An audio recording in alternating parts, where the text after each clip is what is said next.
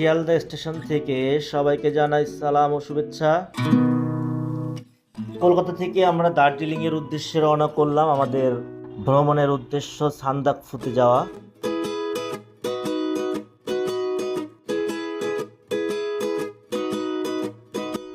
রাত 8টায় আমাদের ট্রেন।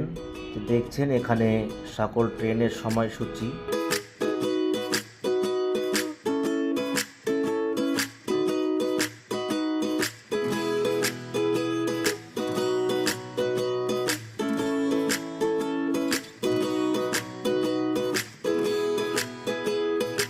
এখান থেকে আমাদের ট্রেন ছাড়বে রাত 8টায়।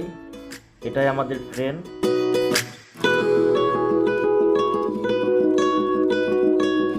এই ট্রেনের নাম উত্তরবঙ্গ এক্সপ্রেস। এই উত্তরবঙ্গ এক্সপ্রেসে করেই আমরা নিউ জলপাইগুড়ি যাব। নিউ জলপাইগুড়ি থেকে আমরা গাড়িতে করে আমাদের যে উদ্দেশ্য মানেভঞ্জনে যাব। আপনারা দেখছেন ট্রেন অলরেডি চলা শুরু করেছে। মোটামুটি সারা রাত আমাদের ট্রেন এভাবেই চলতে থাকবে।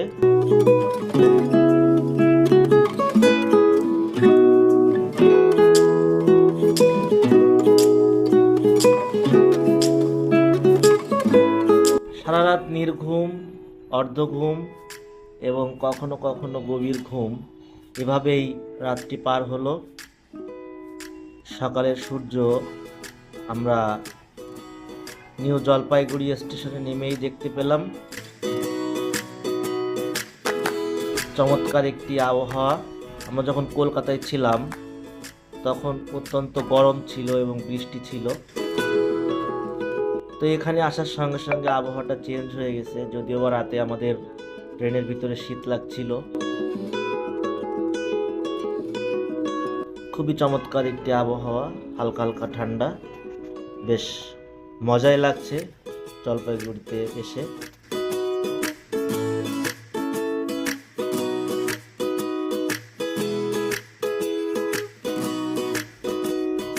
নিউ জলপাইগুড়িতে নেমে প্রথম কাজ ছিল আমাদের গাড়ি ঠিক করা।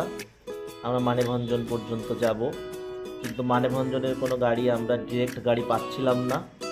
তো আমাদের অনেকেই পরামর্শ দিলেন যে আপনারা ঘুম পর্যন্ত যান এবং ঘুমে গিয়ে আবার গাড়ি চেঞ্জ করতে হবে। তো যাই হোক বন্ধুরা, আমরা এই গাড়িটা ঠিক করে ফেলেছি। গাড়িটা ঠিক করার পর আমরা কিছু ছবি তুললাম নিউ জলপাইগুড়ি স্টেশনে এবং সকালের চা নাস্তা সেরে নিলাম।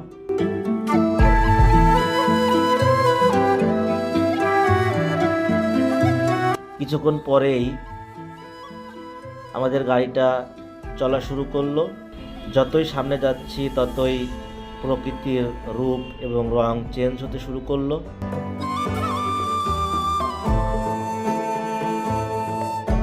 আমাদের এই গাড়িটি যাবে দার্জিলিংয়ে।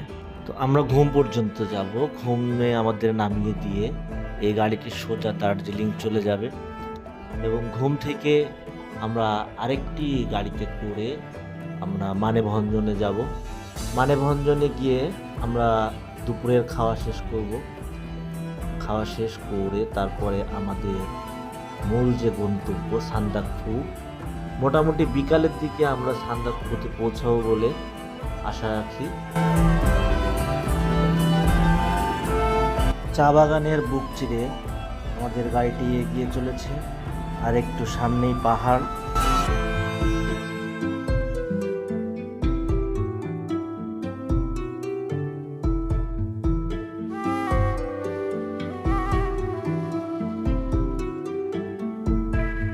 পাহাড়ের পাদদেশে বুনো সাতিম গাছ, যে সাতিম ফুলের গন্ধ আমাদের নাকে এসে টোকা দিচ্ছে। পরবর্তী ভিডিও দেখার আমন্ত্রণ জানিয়ে এখানে শেষ করছি। সবাইকে ধন্যবাদ।